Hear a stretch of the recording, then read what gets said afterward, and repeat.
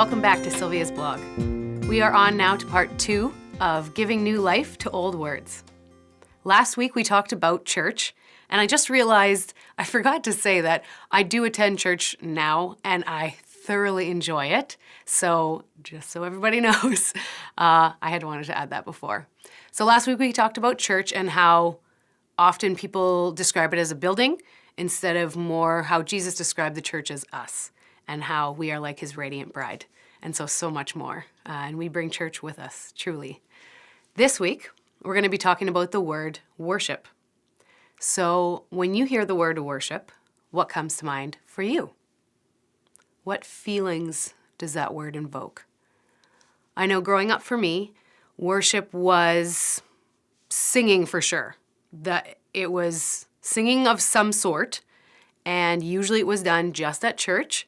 And so again, once a week from about 10:30 to 11. And the hymns, like I said, I grew up in a Mennonite church, so often it was playing piano and somebody singing, and that's worship. I didn't really understand more than that. That was worship for me growing up. As I continued on into teenhood and adulthood, I changed churches, like I said, and I attend one now, currently, that has a lot of dynamic, different types of worship. And so for me, that's dancing up at the front sometimes, just closing your eyes, really trying to connect with God. There's flagging also in my church, which I really enjoy. Does not have to be, of course, part of any of your worship, but it's just a vibrant type of worship. And so let's see what the dictionary has to say about worship.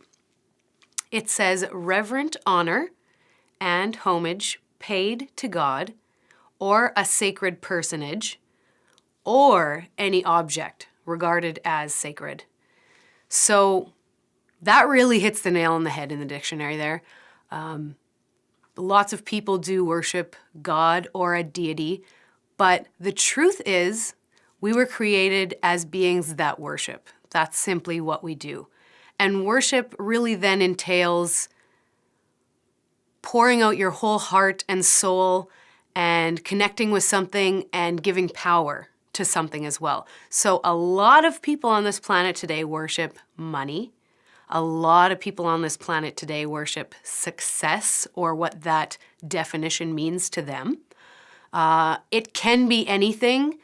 TV, Netflix, it can be a type of music, it can be working out, it can be anything. So worship is just really pouring out your heart and soul into something, and you're gonna give it power over you. So if it was money, then you believe that money holds the ultimate power, and therefore you worship it and you do everything around your life for it. Does that make sense?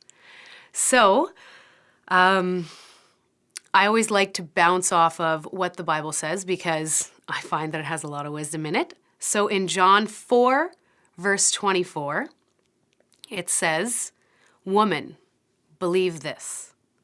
A new day is coming. In fact, it's already here, when the importance will not be placed on the time and place of worship, but on the truthful hearts of worshipers." And so what I really take that to mean is that worship isn't something that just happens in a building on Sunday morning from 10:30 to 11. In fact, very often what people do, and I'm fully guilty of this, is standing there and going, "Oh, that person's singing off," or, "Oh, look at that person, they're moving," or "they're not moving," or standing there and judging somebody, or even going through your to-do list that day. So that is no longer worship in my mind. Worship is really, like the Bible said, the truthful heart, what your heart yearns for. So just like we bring church with us, worship is something that we can do all the time. It's just about positioning your heart towards God and really trying to honor him in what you do. So as funny as this may sound, I really believe that you can worship God listening to heavy metal music.